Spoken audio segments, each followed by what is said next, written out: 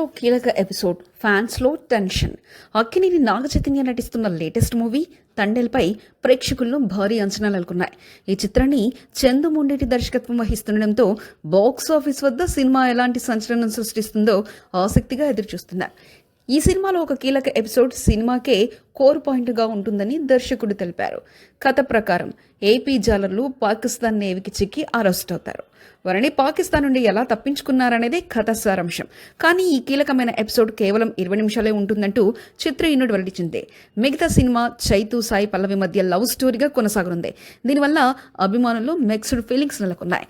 ఇంత ముఖ్యమైన ఎపిసోడ్ కేవలం 20 నిమిషాల్లో ఉండడమేనా, మరింత రన్ టైం ఉంటే బాగుండేదని ఫ్యాన్స్ అభిప్రాయపడుతున్నారు. తండేల్ సినిమా ఎలా ఉండబోతుందనేది ఆగమనంలో ఉంది.